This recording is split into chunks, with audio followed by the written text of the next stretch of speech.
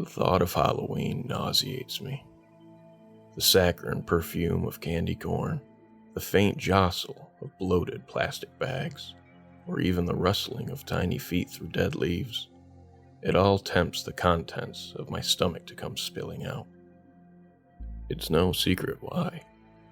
Even after 15 years, the residents of Candleton still vault their doors shut on old Sam Hain. Their house is as dark and silent as the half-carved jack-o'-lanterns left to rot on their porches. It was the Halloween of 2002 that had happened. I was a kid then, bursting at the seams of my blue light special mummy costume, eagerly hefting my bag of sugary spoils door to door. Other creatures accompanied me, of course. A 10-year-old vampire covered in her mother's old pancake makeup, and a plastic-faced werewolf who lived just down the street from me.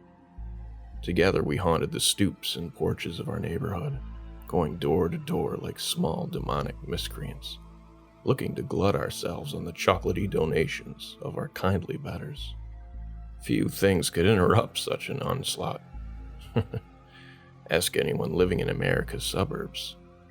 But when we saw 4 strange figures across the street, each donning a silly skeleton costume and an empty plastic bag, well, we stopped dead in our tracks. No doubt strangeness is to be expected on such a night, but it was the size and gait of these particular trick-or-treaters that caused us to pause. None of them, not a single one, could have been taller than 3 feet, and each one shambled rather than walked, the soft patter of rubber soles curiously replaced by the sound of dragging flesh. There was also an uncertainty about their shape, a Euclidean mystery that moved and shifted just beneath those cheap, bony pajamas they were wearing. I remember feeling, not thinking, an important distinction, I believe, that they didn't belong, not just to the neighborhood, mind you, but to the world itself. We were kids, though, and our intuitions about the skeleton children soon disappeared beneath a tide of caramel bars and candy apple fantasies.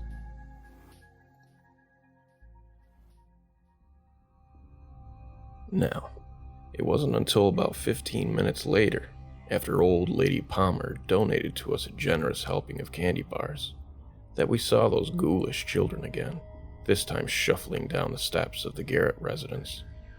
And although none of us said a word, we all noticed the same thing.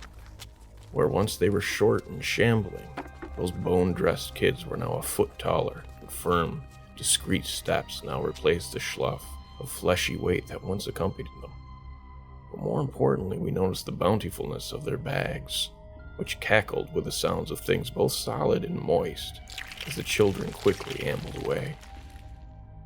We looked to the Garrett's house in hopes of receiving some kind of reassurance, but all it responded with was a moan, a weak semblance of human misery that whispered to us through the rusted teeth of its old screen door. We ran screaming, each one of us escaping back to the bastion of our parent-guarded homes. But even that would prove fruitless. I no sooner saw the humble shape of my home when I heard the chatter of solid, wet things clattering around in bags. The world as I knew it, or as I thought I knew it, began to spin when I saw that skeletal troop of mysterious children climb down from my porch. They were even larger now, taller than I was, and moved as surely as any 12-year-old I'd ever seen. They hopped and skipped past me without a glance from their thin plastic masks, their pregnant pillowcases rattling with a sickening percussive melody. When I finally stepped into my home, I could see little. The light bulb above the entranceway was stuttering, trembling, like me, at the prospect of what it might reveal if it continued to glow. As I walked further, I could hear the echoing shrieks of my friends arriving at their homes, as their light fixtures must have been far braver than my own.